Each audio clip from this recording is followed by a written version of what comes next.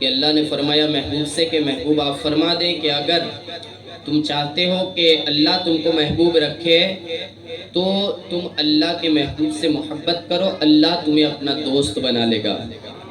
اور دوسرا فضیلت کا کام، فضیلت کی بات یہ تھی کہ دوست بنانے کے بعد اللہ تبارک و تعالیٰ تمہارے گناہوں کو بھی معاف فرما دے گا۔ پیارے آقا صلی اللہ تعالیٰ علیہ وسلم کے پیارے دیوانوں، عشق مصطفیٰ ایک ایسی چیز ہے کہ جب اس عشق کے سمندر میں اگر کوئی غوطہ زن ہوتا ہے تو اس کے بعد جب غوطہ زن ہونے کے بعد وہ سمندر کے اندر ڈبکی لگاتا ہے تو اس کے جسم کے رونگٹے رونگٹے سے مصطفیٰ جان رحمت صلی اللہ علیہ وسلم کے ذکر کا نغمہ چھڑتا ہوا نظر آتا ہے۔ یعنی بدن کا ایک ایک رونگٹا جب کچھ زبان سے بولتا ہے تو وہ مصطفیٰ کا ذکر کرتا ہے، اس کی زبان پر کوئی آتا ہے لفظ تو نعت مصطفیٰ آتا ہے۔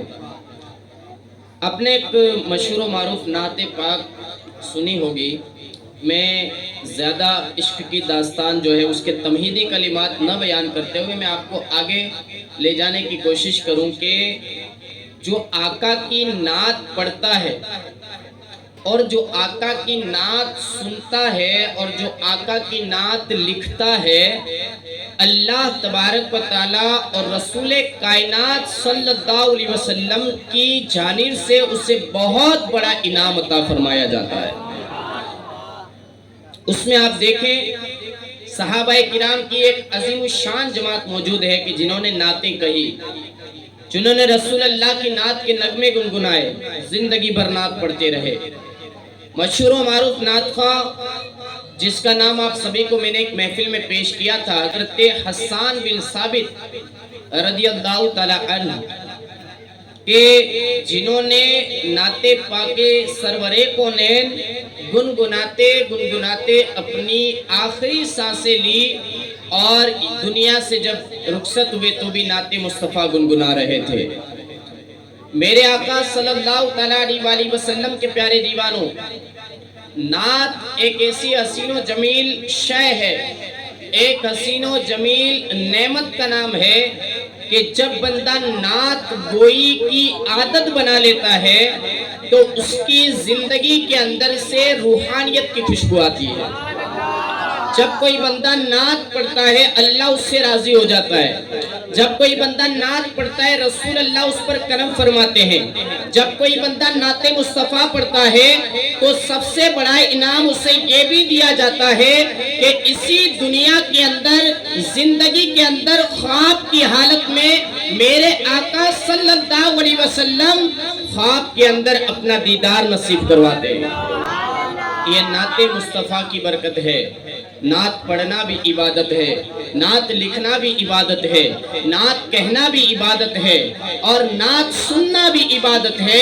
اس لیے آج کی محفل میں سب سے پہلا پیغام میری طرف سے یہ پیش ہوگا کہ آپ زندگی کے اندر چاہے آپ کے پاس طرز ہے یا نہیں ہے، آپ کے پاس ترنم ہے یا نہیں ہے، لیکن آپ حضور کی نعتیں گنگناتے رہیں، اللہ آپ کو دنیا اور آخرت میں اس کا صلہ عطا فرمائے۔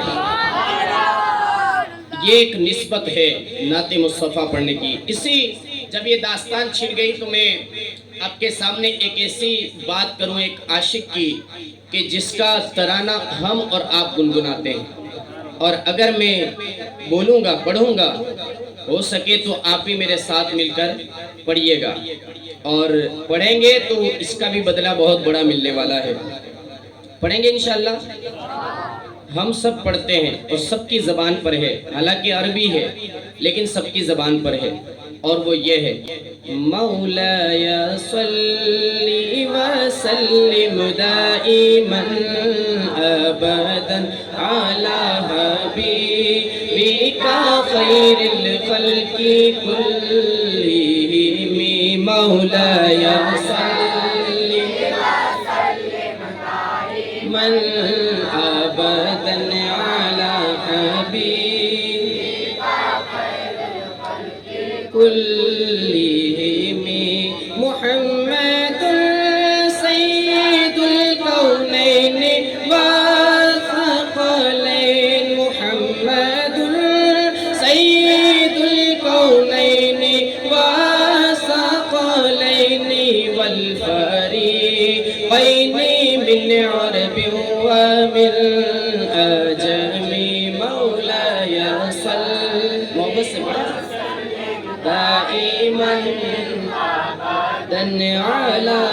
حبيبك خير كلهم هو الحبيب الذي ترجى شفاعته هو الحبيب الذي ترجى شفاعته هو الحبيب الذي ترجى لكل حول من الأهوال مقتهم مولاي صل وسلم دائما أبدا على حبيبك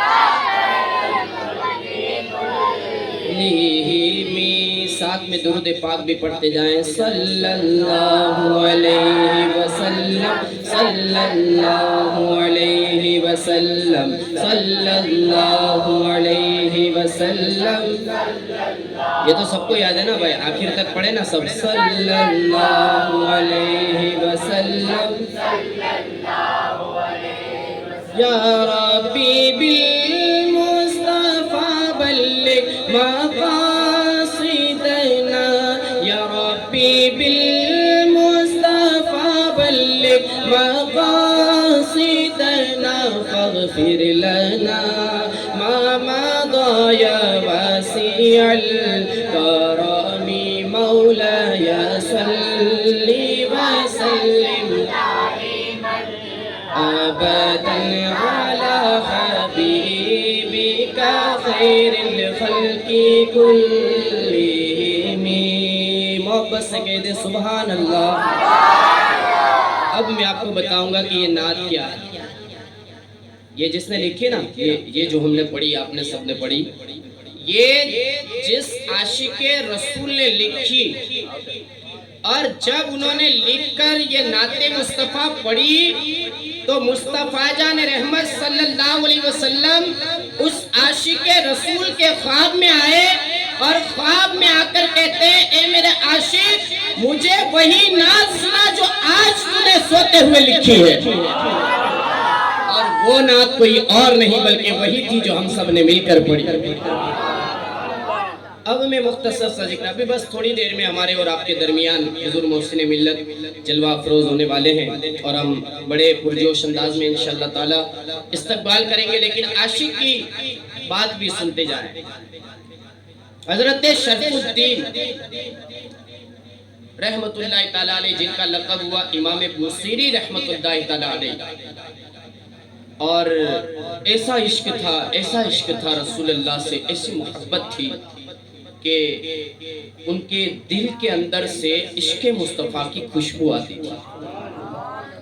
اور زندگی بھر ان کا یہ کام رہا کہ جب تک وہ زندہ رہے, اپنی زندگی کے شب و روز ان کا ایک ہی مشغلہ تھا مدینے والے آقا کا ذکر کرنا, مدینے والے آقا کی نعت پڑھنا, مدینے والے آقا کی نعت لکھنا.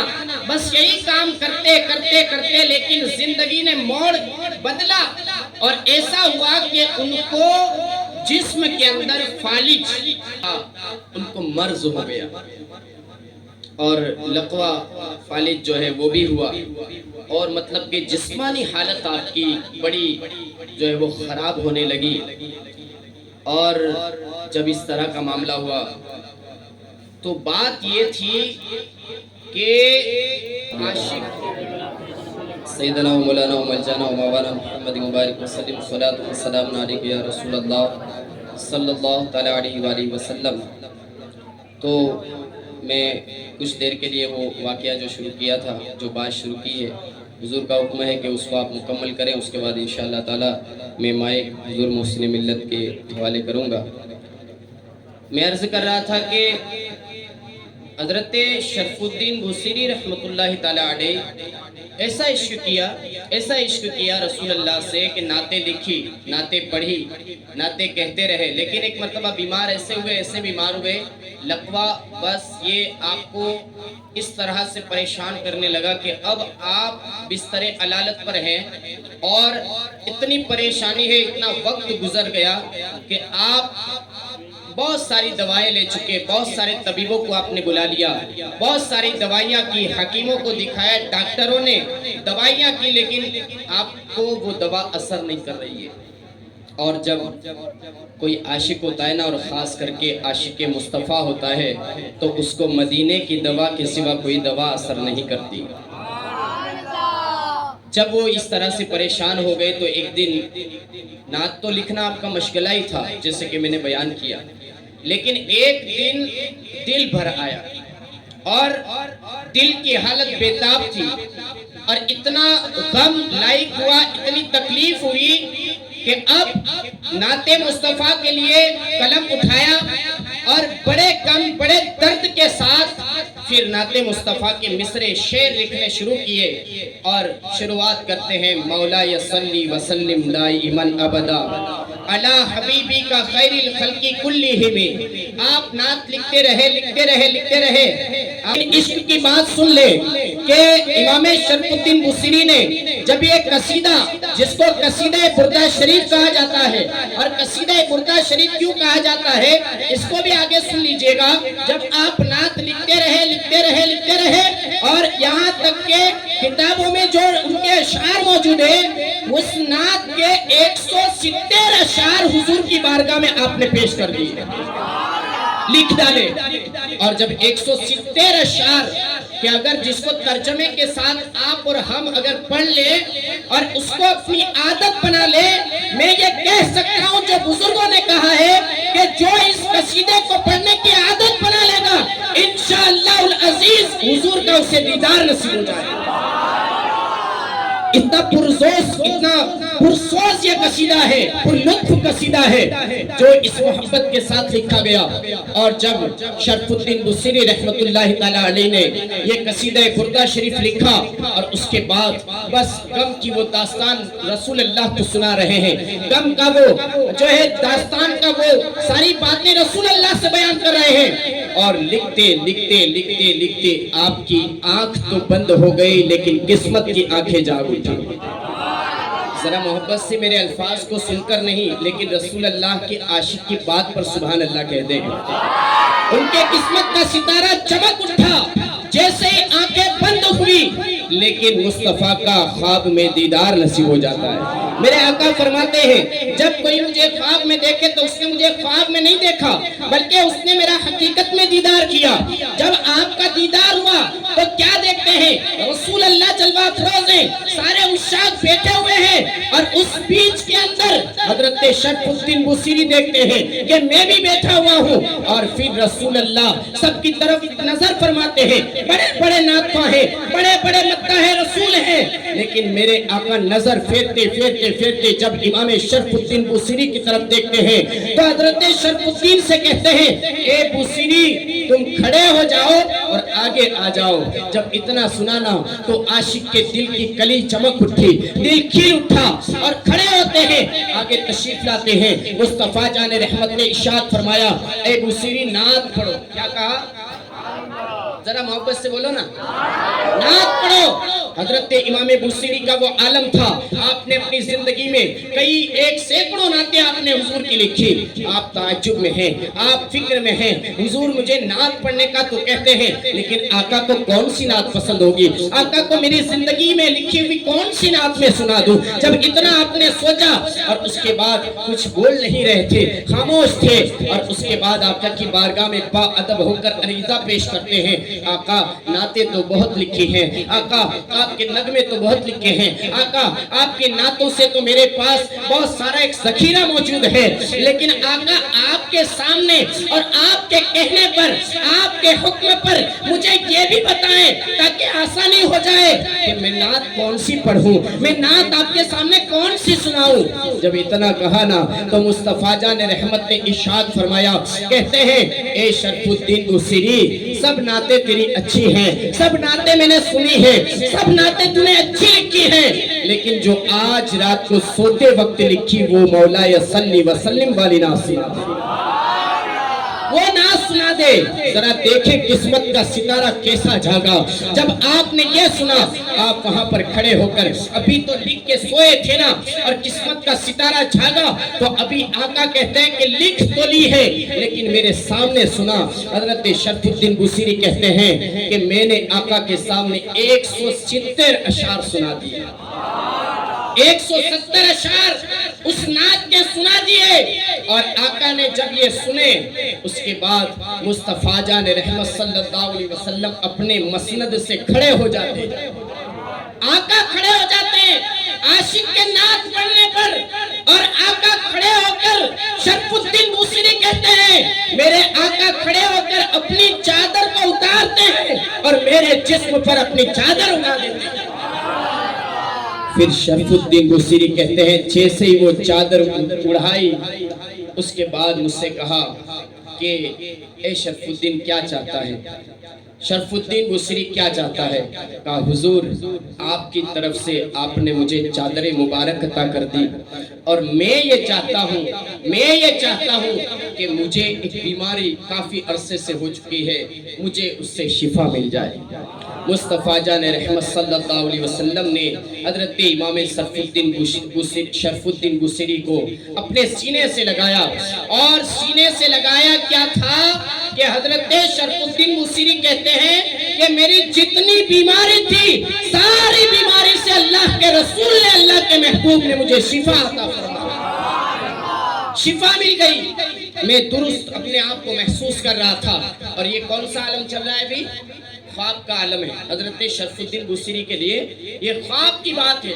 और उसके बाद रसूल अल्लाह ने वहां से आपको विदा किया, और उसके बाद आप तो बिस्तर पर थे।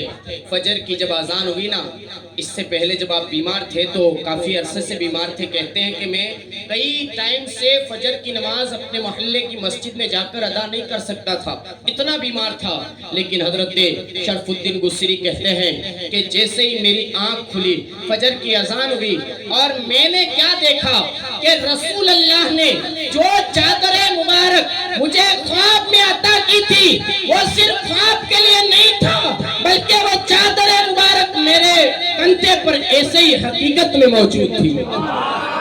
चादर मेरे कंधों पर मौजूद थी। मैंने उस चादर को अपने हाथों से देखा, पलट कर देखा। कहीं मैं ख्वाब तो नहीं देख रहा हूँ, लेकिन मैंने देखा कि वो चादर मेरे पास हकीकत में मौजूद है। वो चादर को मैंने बड़ी शान से अपने कंधे पर डाला, और जिस्म पर नजर की तो क्या देखा, मेरा जिस्म सही सलामत था। और जब मैंने जिस्म देखा, मैं बिस्तर से खड़ा हुआ, और खड़े होकर मस्जिद की अजान सुनने के बाद मैं अब मस्जिद की तरफ चलने लगा। जब बड़े फख्र के साथ मैं चल रहा था, नमाजी बिछा रहे थे और मुझे पूछ रहे थे कि शरफुद्दीन क्या बात है, आज तो बड़ी शान से जा रहे हो, मोहब्बत से बड़ी शान से जा रहे हो, ये चादर किसकी है, और ये तुम अच्छे कैसे हो गए एक दिन के अंदर? हजरत शरफुद्दीन बड़े फख्र से चलते चलते कहते, मुझे किसी तबीब की दवा से असर न हो सका, लेकिन मुझे अगर शिफा मिली है तो मदीने के ताजदार ने शिफा अता फरमाई। और फिर लोग पूछते थे, ए शरफुद्दीन बुसीरी कौन सी खुशबू आज तू फजर की नमाज में लगा कर आया है? मैंने कहा सारी दुनिया की खुशबुएं जहाँ हेज हो जाती हैं, सारी दुनिया की खुशबुएं जहाँ तब तोड़ देती है, वही खुशबुएं मुस्तफा लगा कर आ रहा हूँ, वही मुस्तफा जाने रहमत के पसीने की खुशबू लगा कर आ रहा हूँ। मुस्तफा ने सीने से क्या लगाया, जिंदगी भर महकते रहे। ये होता है आशिक का नात लिखना। इसलिए आपसे कहा जाता है हम सभी को इस बात पर अमल करना चाहिए।